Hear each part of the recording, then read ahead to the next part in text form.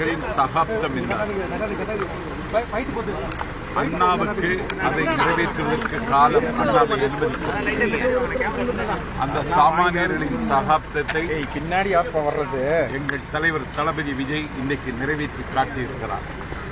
காலத்தால் காயத்தால் சபிக்கப்பட்ட ஏழைகள் ஏதுமில்லாவர் எங்கள் தளபதியின் அமைச்சரவையில் இன்றைக்கு இடம்பெறுகிறார். ஒரு தொண்டாற்ற வேண்டும் என்கிற தூய உள்ளம் இருந்தால் அவனுக்குரிய அங்கீகாரத்தை கொடுக்கிற அரசியல் கட்சி இந்திய துணைக்கண்டத்தில் என்னை கேட்டால் தாவேகா மட்டும்தான்.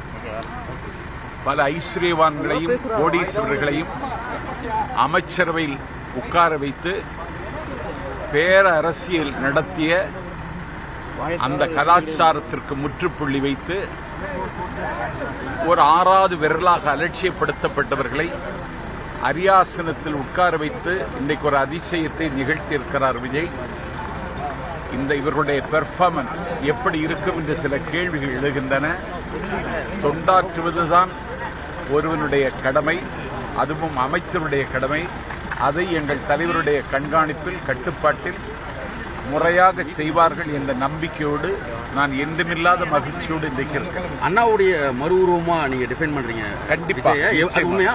உண்மைதான். எப்படி அது டிஃபைன் பண்றீங்க? ஏன்னா அறிஞர் அண்ணா அவர்கள் அண்ணாவை எதிர்த்து 1967 பொதுத் தேர்தலில் பிரச்சாரம் செய்தார் தந்தை பெரியார்.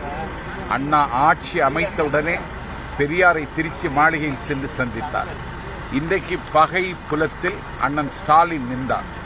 வெற்றி பெற்று முதலமைச்சர் பொறுப்பு ஏற்றவுடனே எங்கள் தளபதி ஸ்டாலின் அவர்களை சித்தரஞ்சன் வீட்டில் போய் சந்தித்தார். இப்போதுதான் தமிழ்நாட்டில் அரசியல் நாகரிகம் நாற்காலியில் உட்கார்ந்திருக்கிறது. இது அண்ணாவின் பாணி. அதை எங்கள் தலைவர் பின்பற்றுகிறார்.